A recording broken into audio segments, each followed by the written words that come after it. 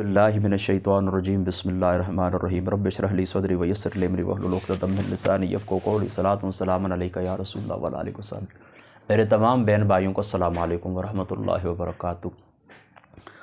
اس طرح کچھ علماء اور کچھ دیگر معزز پڑھے لکھے جو لوگ ہیں تو وہ یہ ٹائی پینٹ کوٹ وغیرہ یہ یوز کرتے ہیں، تو بعض لوگ ان کے اوپر اعتراض کرتے ہیں کہ ان کا جو لباس ہے یہ غیر شرعی ہے۔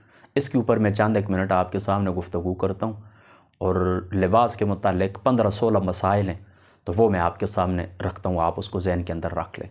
ابتدائی اور اجمالی گفتگو یہ یاد رکھیں کہ شریعت یعنی دین اسلام آپ کے اوپر لباس کے متعلق کسی قسم کی کوئی پابندی عائد نہیں کرتا کہ کوٹ نہ پہنے، پینٹ نہ پہنے، فلاں رنگ نہ پہنے وغیرہ وغیرہ، اس قسم کی کوئی بات بھی نہیں۔ چند ایک جو اصولی باتیں وہ ذہن کے اندر رکھ لیں اصول لباس کے باب کے اندر۔ سب سے پہلے یاد رکھیں یہ لباس زینت ہے۔ یہ لباس کیا ہے؟ زینت ہے۔ تو یہ لباس آپ ایسا پہنے نا جو خوبصورت نظر آئے، آپ کے جسم آپ کی جو سکن ہے نا تو اس کے اوپر جچ جائے، خوبصورت نظر آئے، ایسے کلر آپ پہنیں، یعنی لباس خوبصورت ہو۔ نمبر 2 لباس ساتر ہو، یعنی یہ جو آپ کے مرد عورت جو بھی لباس پہنتے ہیں نا تو ان کے جسم کے جو اعضاء ہوتے ہیں، ایسے پارٹ آف باڈیز جن کو کہتے ہیں، وہ نظر نہیں آنے چاہیے کسی بھی حال کے اندر، چاہے آپ پشت کر کے کسی کی طرف جائیں، سامنے کی طرف، دائیں بائیں، کسی حال کے اندر، سواری کے اوپر بیٹھیں، موٹر سائیکل کے اوپر بیٹھیں، کہیں پر بھی وہ ساتر ہونا چاہیے لباس۔ تو لباس خوبصورت ہو، نمبر 2 ساتر ہو، ٹھیک ہے؟ یعنی لباس نظر آپ کا اس میں سے بدن نظر نہ آئے۔ جن اعضاء کو اللہ تعالیٰ نے چھپانے کو حکم دیا، جن کا ستر واجب ہے، تو وہ نظر نہیں آنے چاہیے، ورنہ لباس کا مقصد ہی پھر فوت ہو جائے گا۔ 2 باتیں ہو گئی۔ تیسری بات یہ ذہن کے اندر رکھیں، بلکہ اس کو ایک ہی اصول سمجھ لیں کہ لباس ساتر اور خوبصورت ہو۔ دوسرا اصول یہ یاد رکھیں کہ مرد جو ہیں مرد تو وہ انتہائی گہرے سرخ رنگ کے یعنی مکمل سرخ رنگ کا لباس نہ پہنے، اور اس کے ساتھ وہ ریشم کا لباس بھی نہ پہنے، یعنی سرخ رنگ کا لباس بھی نہ جو سرخ رنگ داری دار ہو اس کو پہن آپ سکتے ہیں، اس کو پہن سکتے ہیں، داری دار جس کے اندر وہ سرخ داریاں ہوتی ہیں اس کی خیر کوئی بات بھی نہیں۔ باقی بالکل خالص سرخ رنگ آپ نہ پہنیں، اور اسی طریقے سے ریشمی لباس بھی آپ نہ پہنیں کہ آقا علیہ الصلوۃ والسلام کی ذات اقدس نے اپنے دونوں ہاتھوں کے اوپر یعنی ایک ہاتھ کے اوپر سونا اور دوسرے ہاتھ کے اوپر ریشم رکھ کے فرمایا کہ یہ میری امت کے مردوں کے لیے حرام ہے اور عورتوں کے لیے حلال ہے۔ یعنی لڑکیاں جو ہیں وہ سونا بھی یوز کر سکتی ہیں، اور اسی طریقے سے لڑکیاں ریشم بھی پہن سکتی ہیں۔ میری بات آپ سمجھ گئے نا؟ مردوں کے لیے ریشمی کپڑا بھی نہ ہو اور انتہائی سرخ رنگ کا کپڑا بھی نہ ہو۔ بس یہ 2 خاص باتیں آپ ذہن کے اندر رکھ لیں۔ باقی میں چند ایک مسائل جو ہیں تو وہ میں آپ کے سامنے رکھتا ہوں، یعنی یہ جو میں نے اجمالی گفتگو آپ سے کی ہے نا، باقی یہی سمجھ لیں کہ آگے اس کی تفصیل آ رہی ہے، ٹھیک ہے؟ تو اب چند ایک باتیں اور ذہن کے اندر رکھ لیں۔ دیکھیں یہ جو میں نے آپ کو کہا نا کہ مرد جو ہے یہ لباس نہ پہنے، یعنی وہ کیا کہتے ہیں کہ ریشم کا لباس نہ پہنے۔ حضور نے کیا فرمایا؟ ان رسول اللہ صلی اللہ تعالی وسلم احل الحریر والذہب، حضور نے فرمایا حلال کیا اللہ تعالیٰ نے حریر یعنی ریشم اور والذہب اور سونا، لاناس امتی میری امت کی عورتوں کے لیے، وحرم علی ذکورہا اور اللہ تعالیٰ نے اس کو حرام کیا ہے مردوں کے اوپر، اللہ تعالیٰ نے اس کو حرام کیا ہے مردوں کے اوپر۔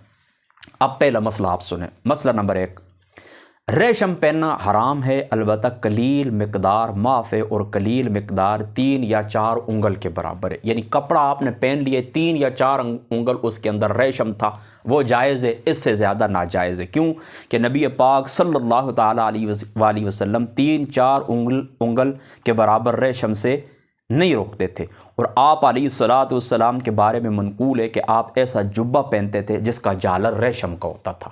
حضور کا جو جبہ مبارک تھا اس کا جالر کس چیز کا ہوتا تھا؟ ریشم کا ہوتا تھا۔ یہ پہلا مسئلہ آپ نے ذہن کے اندر رکھنا ہے۔ پہلا مسئلہ کیا ہوا؟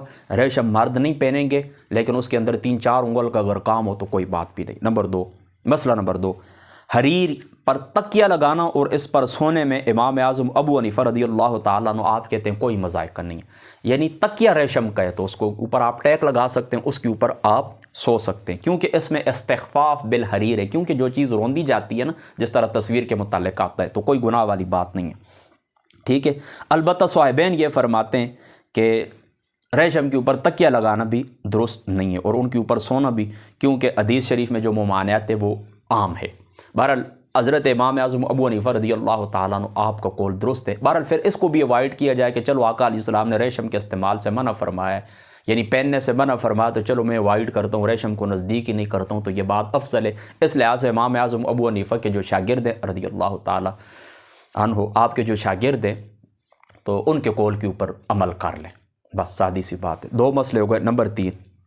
مسئلہ نمبر 3، ایسے کپڑے پہننے کے اندر کوئی حرج نہیں ہے، یعنی جو پہلے بتایا نا، مسئلہ نمبر جو 1 تھا نا، یوں سمجھ لے کہ یہ اس کی آگے تفصیل ہے۔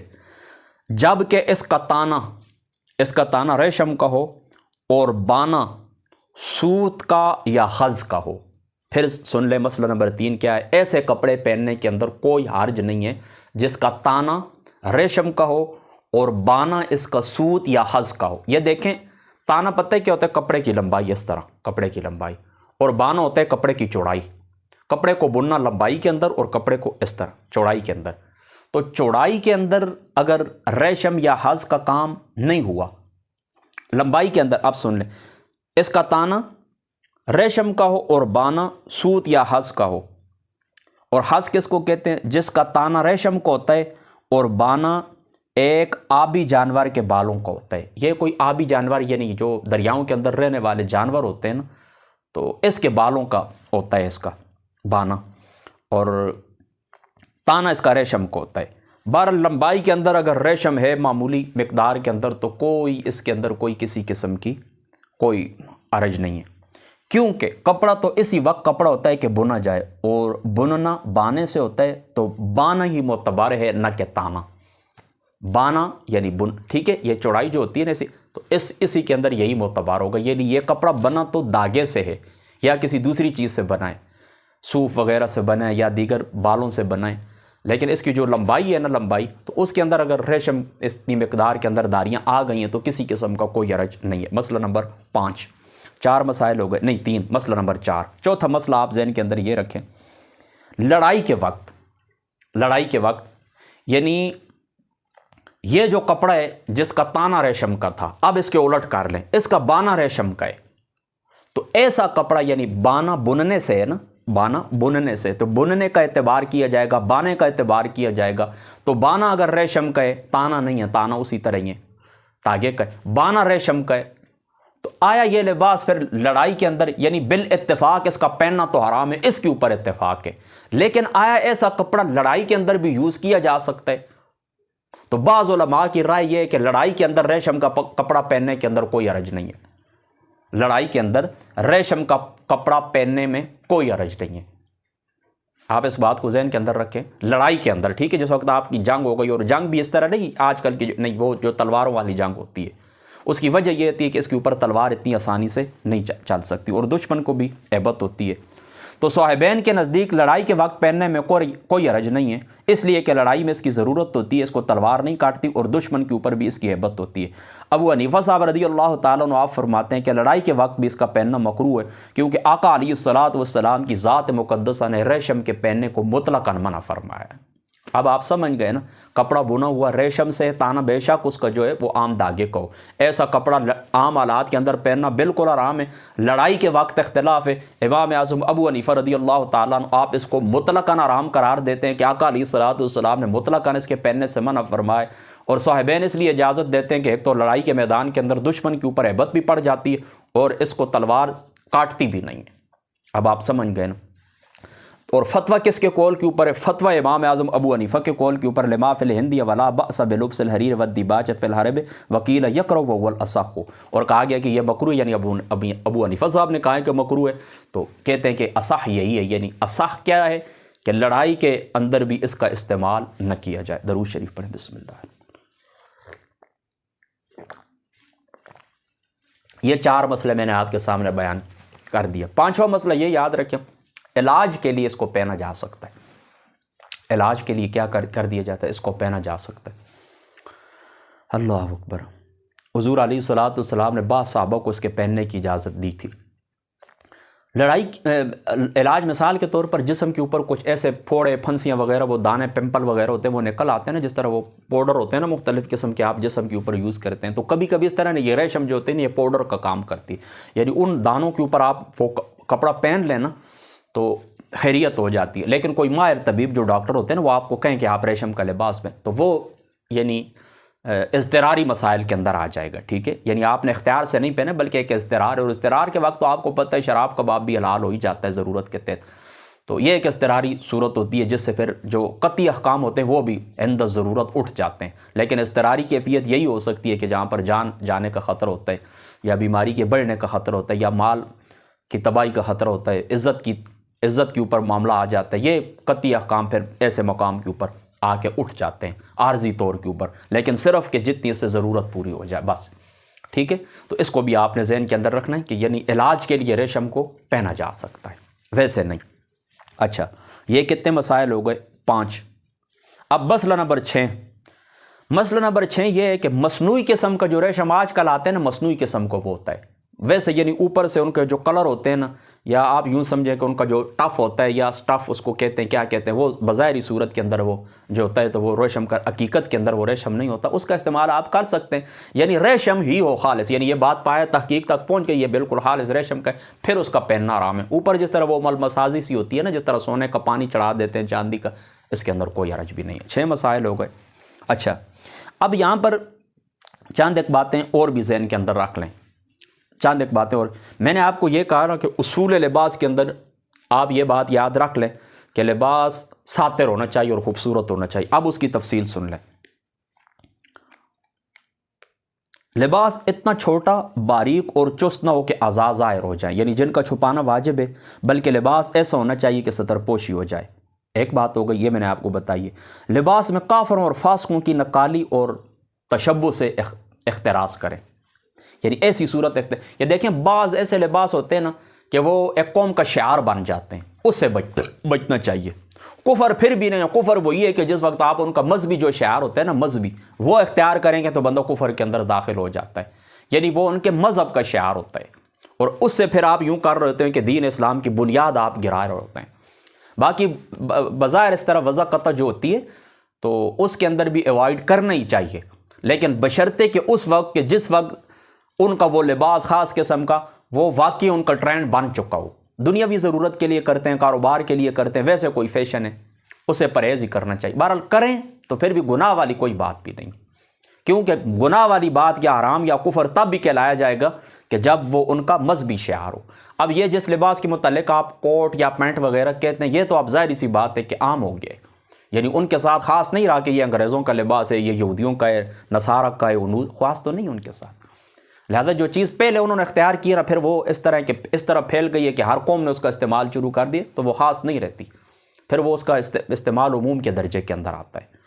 لہذا اس پینٹ پہنے آپ، ٹائی لگائیں، کچھ بھی کریں، کوئی گناہ والی بات بھی نہیں۔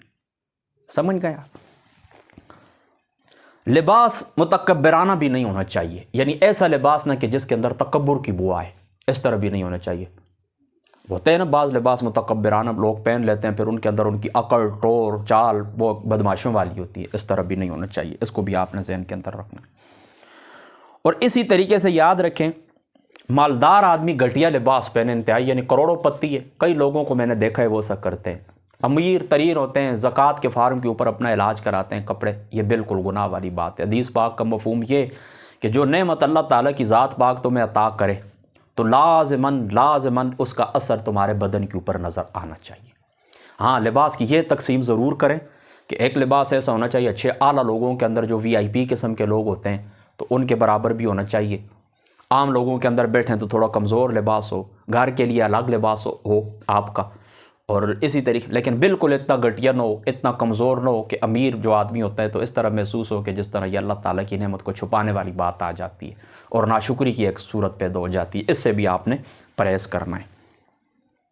اچھا، اسی طریقے سے جو مالی استطاعت ہوتی ہے اس سے زیادہ آگے بھی نہ بڑھیں۔ ایک بندہ دیکھیں، اس کی بیچارہ دن میں 15-20 ہزار روپے مہینے میں کماتا ہے، اب وہ اس طرح کر 10,000 والا سوٹ لے کر پہن لے، اس طرح بھی نہیں، 1,000-1,500 کا جو اس کی توفیق ہے اسی کے اندر اس کو چلنا چاہیے۔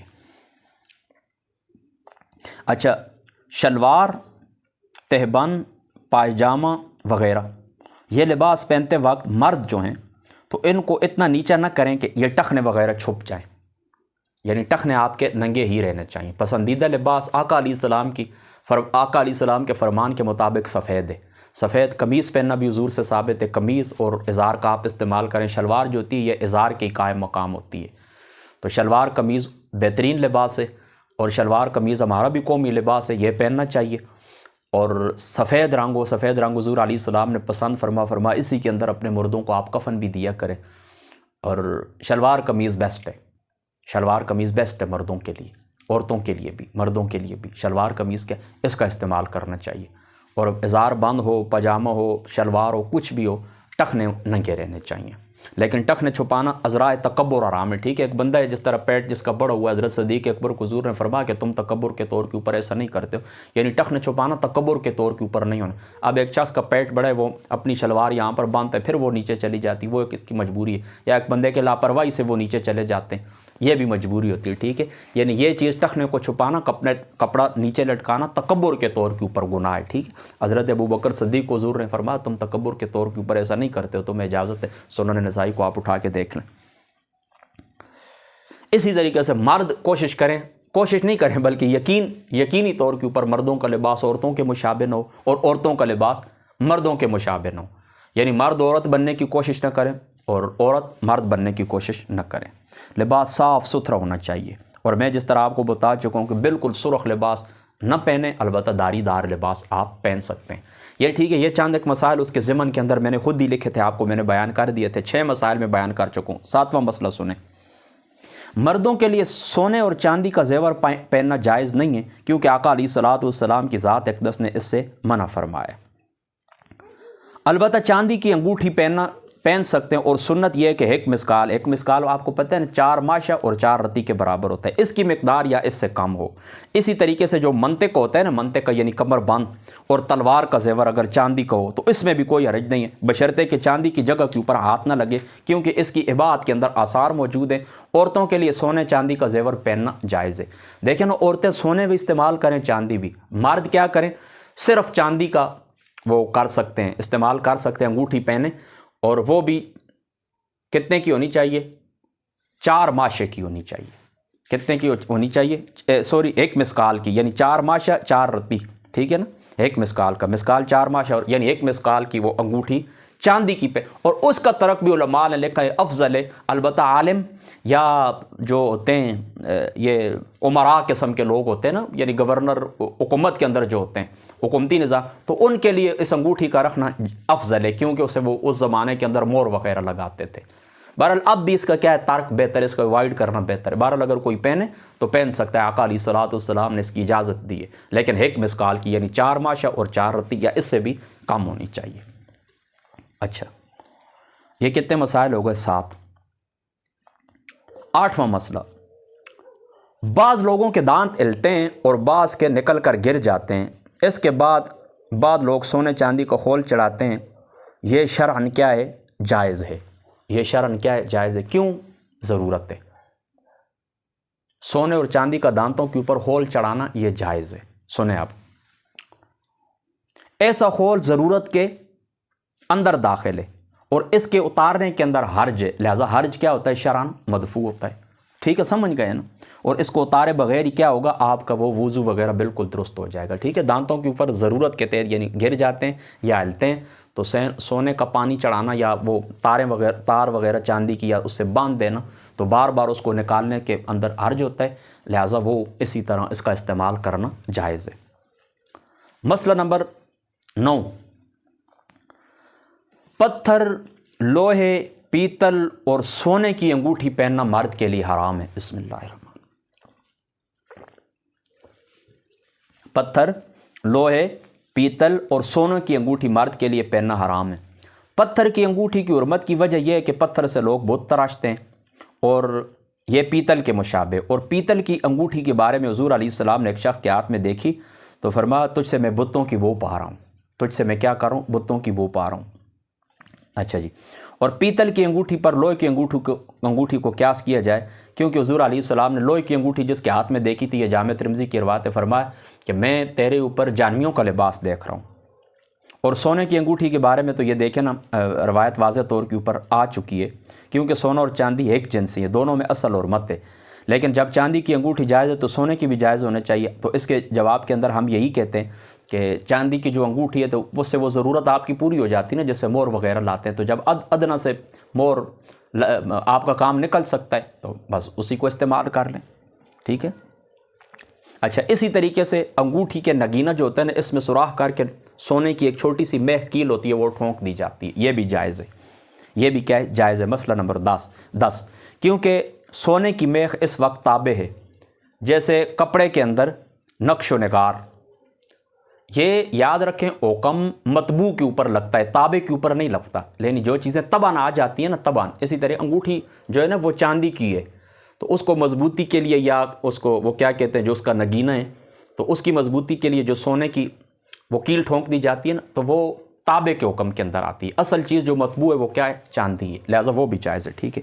اسی طریقے سے آج کل یہ جو انگلینڈی گھڑیاں آتی ہیں, انگلینڈی گھڑیاں ولایتی گھڑیاں جس کو کہتے ہیں, یہ جو آتی ہیں ان کا استعمال بھی جائز ہے.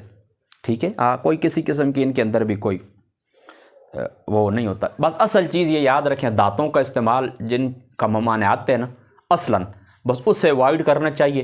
البتہ جو چیزیں کوئی بھی ایسی ہے چاہے دوائیں ہیں, میڈیسن ہے, کوئی زیور ہے, کوئی چیز ہے, جو چیزیں تباً آ جاتی ہیں ان کے استعمال کے اندر کسی قسم کا کوئی حرج نہیں ہے. اسی طریقے سے لڑکوں کو سونا یا ریشم چھوٹے جو بچے ہوتے ہیں نا, چھوٹے جو بچے, ان کے لیے مسئلہ نمبر 12 یہ یاد رکھیں, ان کے لیے چھوٹے بچوں کے لیے ان کو سونا پہنانا یا ریشم پہنانا یہ مکروہ ہے. ٹھیک ہے. جب مردوں کے حق کے اندر دیکھیں نا یہ تحریم ثابت ہو چکی ہے نا تو بس بات ختم, یہ اس مکروہ ہے. پھر کیا پتہ بڑو اس کو عادت بن جائے, یعنی چلو چھوٹے بچے تو شرع کے مخاطب نہیں ہوتے, آپ تو ہیں نا, تو آپ کیوں ان کو عادی کر رہے ہیں؟ لہٰذا مکروہ ہے. ٹھیک ہے. البتہ بچیوں کے لیے ٹھیک ہے ریشم یا سونا درست ہے, تو بچیوں چھوٹے بھی ہیں تو آپ ان کو استعمال کروا سکتے ہیں, کوئی بات نہیں, لیکن بچوں کو آپ اس طرح نہیں کر سکتے. یہ جو انگوٹھی وغیرہ نا یہ لباس کے حکم کے اندر آتی ہے. ٹھیک ہے. اس لیے میں نے چند باتیں یہ بھی آپ ذہن کے اندر رکھ لیں. باقی یہ رومال کے متعلق مجھے کسی نے پوچھا تھا, لیکن بعض علماء سے منع کرتے ہیں, یہ متکبرین کی علامت ہے کہ وہ پاس رومال رکھتے ہیں اور چھوٹی چھوٹی دیر بعد وہ اس طرح. تو بہرحال کوئی بات نہیں ہے, جائز ہے رومال اپنے پاس رکھیں پسینے کو صاف کرنے کے لیے, جس وقت آپ وضو کریں اس کو صاف کرنے کے لیے آپ رکھ سکتے ہیں. اس کے بارے میں کوئی کسی قسم کی کوئی وہ کیا کہتے ہیں کہ برائی نہیں ہے.